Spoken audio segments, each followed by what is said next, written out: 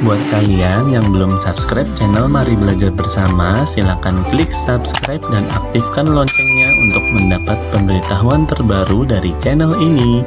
Jangan lupa tonton videonya terus ya. Ayo siap-siap, kita mulai belajarnya ya. Assalamualaikum warahmatullahi wabarakatuh. Selamat pagi sahabat Mari Belajar Bersama. Pada kesempatan hari ini kita kedatangan seorang tamu yang mungkin wajahnya sudah tidak asing ya bagi para penggiat pendidikan atau praktisi pendidikan ya. Beliau ini adalah seorang instruktur kurikulum merdeka ya, yang lebih banyak melanglang buana di Kementerian Pendidikan, juga terutama di wilayahnya di Kabupaten Bekasi. Mungkin bagi warga Bekasi sudah tidak asing dengan beliau ini ya. Nah, langsung saja kita kenalkan, beliau adalah Ibu Fenty Sanubari. Apa kabar? Nah, Ibu Fenty ini profilnya saya sudah tahu sendiri, sangat rendah hati dan juga visioner ya. Dia punya progres pekerjaan yang terlihat jelas gitu. Jadi setiap beliau ikut pelatihan pasti selalu ada tindak lanjut yang dilakukan, terutama di Kabupaten Bekasi. Betul ya, Bu? Nah, Bu Fenty ini langsung kita akan berikan beberapa pertanyaan terkait dengan kurikulum merdeka ya. Bu Fenty, saya ingin mengajukan sebuah pertanyaan pada Ibu. Yang pertama adalah bagaimana implementasi kurikulum merdeka yang sudah Ibu lakukan selama ini? Oke, kalau dalam sosialisasi di Kabupaten Bekasi itu kan ada 129 sekolah ya yang sudah terdaftar di jalur mandiri, dan itu pun tidak mandiri berubah saja, tapi ada paling banyak itu mandiri belajar, dan mandiri berubah hanya sekitar 20-an, dan mandiri berbagi hanya 8 sekolah.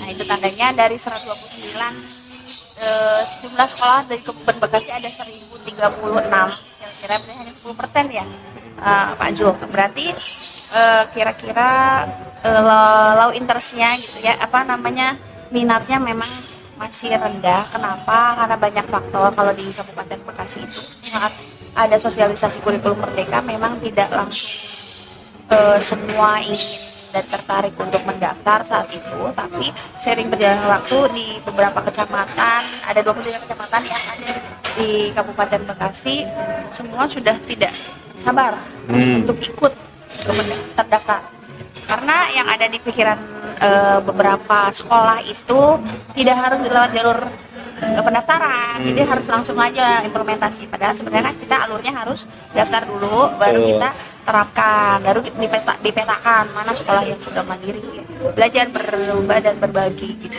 Jadi saat ini sih masih dalam tahap yang mandiri belajar, tahap mempelajari prinsip-prinsipnya. Yang mandiri berubah sudah menerapkan, dan mandiri berbagi sudah mulai belajar ya, karena melihat dari yang sudah disediakan platformnya, ya tinggal implementasi saja gitu. Hanya yang belum mendaftar juga nggak usah khawatir ya, dimanapun guru-guru sekolah Indonesia gitu. Jadi nggak usah khawatir dengan perubahan ini, dengan harus mendaftar juga bagaimana, tapi boleh kok dari sekarang ya, masih pakai kurikulum 2013, tapi prinsipnya udah bisa dipakai. Contohnya tema-tema proyeknya juga sudah bisa diterapkan. Itu aja. Oke, Bu Fenty, jadi dari jawaban Ibu ini kita bisa menyimpulkan bahwa sebenarnya untuk mempelajari kurikulum merdeka ini bisa lewat jalur mandiri ya. Kan sudah ada platform Merdeka Mengajar. Nah, jadi guru-guru tidak perlu bingung lagi untuk mendapatkan akses kurikulum merdeka itu sebenarnya seperti apa, sudah detail ada di platform Merdeka Mengajar ya, Bu ya.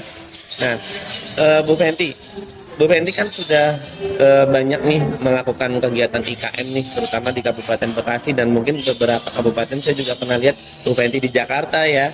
Nah, itu kendala atau miskonsepsi apa aja yang pernah ditemui selama melakukan IKM di beberapa wilayah?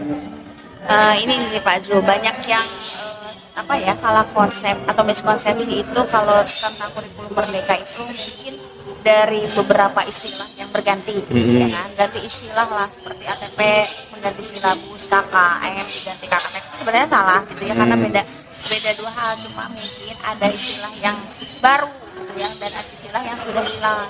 Karena KKM kan nggak ada ya di pelaporan hasil belajar. Kemudian cara menyusun perangkat ajar harus dipersiapkan dari awal tahun ajaran gitu ya, padahal itu sebenarnya masuk ke miskonsep ini Pak Zul. Sebenarnya bisa atau dirancang atau dipersiapkan itu sambil berjalan oleh komunitas belajar masing-masing di satuan pendidikan.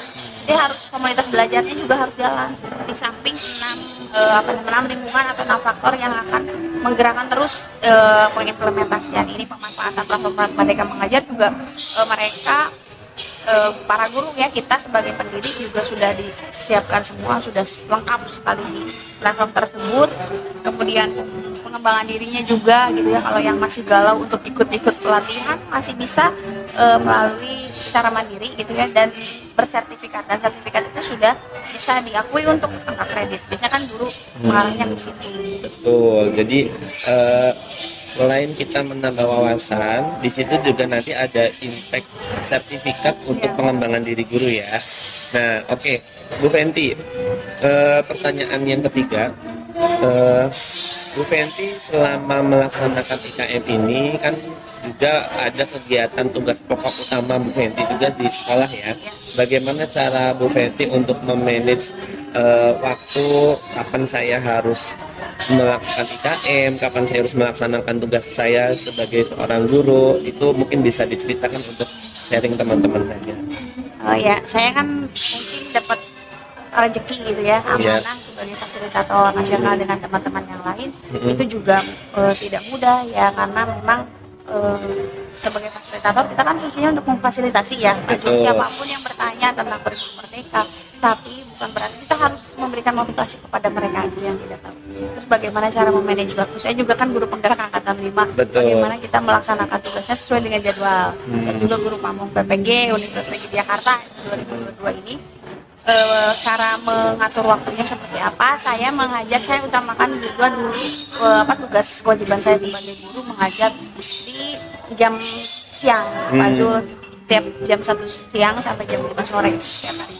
Jadi kalau saya penerima undangan untuk sosialisasi, saya selalu siap di pagi hari gitu ya, sampai jam 12 siang, dan jam 1 sudah di sekolah gitu aja. Jadi ritmenya seperti itu. Terus mengerjakan tugas-tugas yang lain sampingan seperti guru penggerak, guru pamong, itu disesuaikan dengan pekerjaan saya gitu ya, tugas saya. Yang penting saya ada di sekolah aja gitu. Yang penting tugas kewajiban tetap dilaksanakan, tugas lain juga tetap terlaksana ya Bu Fenty ya. Nah, bagi yang mungkin mau mengadakan pelatihan kurikulum merdeka, mungkin bisa menghubungi kontak di bawah ini untuk kontaknya Bu Fenty ya, karena beliau ini memang sudah banyak melakukan IKM di beberapa wilayah, terutama di Kabupaten Bekasi. Yang Kabupaten Bekasi udah nggak asing lagi ya, mana Kabupaten Bekasi, nah ini sudah nggak asing lagi sosok yang satu ini. Dari profilnya, dari media sosial kita bisa pantau juga kegiatan-kegiatan Bu Fenty ya. Tepatnya ada di Instagramnya, ini ada di sini ya. Nah, jadi untuk Bu Fenty, terima kasih sudah meluangkan waktunya untuk wawancara hari ini. Mungkin ada sedikit masukan atau tips untuk guru-guru nih yang mungkin masih dalam tahap proses belajar tentang kurikulum merdeka, supaya bisa mengimplementasikan kurikulum merdeka itu dengan benar di sekolah masing-masing. Silakan. Yang pertama, jangan lelah gitu ya, jangan lelah untuk, pertama kalau kita sudah punya ilmu, jangan lelah untuk berbagi gitu ya, karena nggak akan habis itu ilmu ya, pasti bermanfaat terus untuk orang lain gitu ya. Itu makanya saya setiap tempat saya jadikan sekolah, setiap orang yang temuin saya jadikan guru gitu ya. Jadi kita akan terus saling memberikan semangat dan manfaat gitu. Yang kedua, untuk guru yang akan mempersiapkan nanti kita tahun 2024 nih gongnya ya, kurikulum merdeka ini masih diberi waktu 2 tahun. Jadi kita masih bisa eksplor apa sih kurikulum merdeka itu, apa saja prinsipnya, apa saja yang harus diterapkan dulu gitu. Untuk sekolah-sekolah yang memilih jalur mandiri belajar juga kan masih bisa belajar tuh untuk tahun depan bagaimana penerapannya. Dan untuk bapak ibu kepala sekolah juga ya yang sudah bingung bagaimana apa persiapannya, tidak usah takut karena pemerintah sudah menyediakan semuanya di platformnya, kemudian link-link yang sudah disediakan pemerintah, terus bisa diunduh buku-bukunya gitu ya. Jadi semua sudah tersedia, apalagi ada tambahan tuh, kita kan lagi sedang menyusun modul ajar untuk di platform Merdeka Mengajar yang terbaru sebagai inspirasi Bapak dan Ibu gitu ya, khususnya yang baru mau mulai belajar. Jadi nggak usah takut, karena bukan kesulitan yang membuat takut, tapi ketakutanlah yang membuat kita sulit gitu ya. Nah, oleh karena itu jangan pernah berhenti untuk mencoba dan mencoba untuk berhenti. Wah, luar biasa ini. Ada beberapa hal yang bisa kita petik dari apa yang Ibu Fenty sampaikan ya. Yang pertama, kita jangan takut untuk berubah ya, dan jangan takut untuk belajar ya. Jadi sebenarnya ketakutan itu yang membuat kita jadi nggak mau berubah dan belajar gitu ya, Bu Fenty ya. Oke, Bu Fenty, terima kasih sekali untuk waktunya hari ini. Masukannya, sukses terus di karirnya, dan semoga nanti penerapan kurikulum Merdeka bisa sesuai dengan apa yang kita harapkan. Terima kasih. Assalamualaikum warahmatullahi wabarakatuh. Waalaikumsalam. Terima kasih, Bu Fenty.